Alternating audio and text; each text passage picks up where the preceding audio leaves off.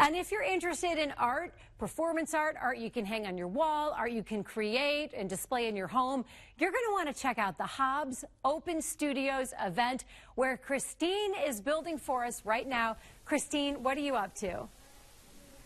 Well, Alexis, to many, this looks like an old piece of wood, but to David Stein, this is a soon-to-be masterpiece. You were saying you got this piece of wood from a building. Yeah, it was built around 1900, so this is a really old piece of wood, old growth Douglas fir, and it's just incredible. It's got this incredibly tight grain in it, and it's just, I like to scavenge my wood from around, you know, look for what's being cast off by other people, and old building is always beautiful. Well, and I wanted to show this because this eventually turned into this, which is gorgeous. We brought some tools out. I want to know how you get this to this. Okay, well, I started with the block of wood. Actually, this piece of wood was actually next to this block of wood. I cut it out of the same length and started off with chisels, getting my rough shape, and then maybe a little sawing to just make it easier.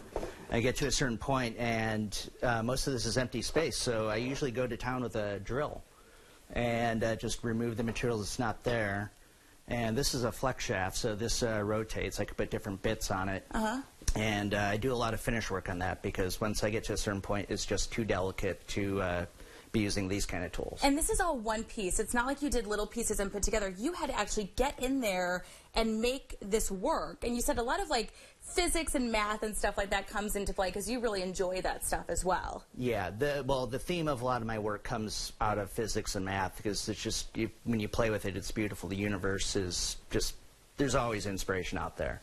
And this actually has a lot to do with that magnetic field. So this is more of taking an artistic license on a natural phenomenon, where other things I do are straight out of math. Very cool. Speaking of straight out of math, we got to come over here because this in itself is kind of, it plays with your mind a little bit when you look at it. What are we looking at here? This is actually a mathematical object. This one is a hypercube, sometimes called a tesseract, but it's basically a way of seeing a four-dimensional object in a three-dimensional space. So this is seeing a cube not just once, but seeing it over time. Wow. Again, it's amazing that you're able to take one piece of wood, get in there, and carve all of this without breaking anything. Alexis, I'm going to put Doug to the test. I do enjoy doing this quite a bit as he kind of rolls his eyes. I want to see if we can show you this. The grain of the wood is so pretty.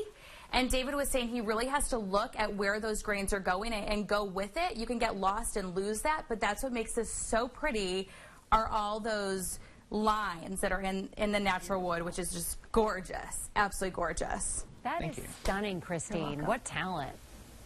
Really a talented artist. How does he not break it?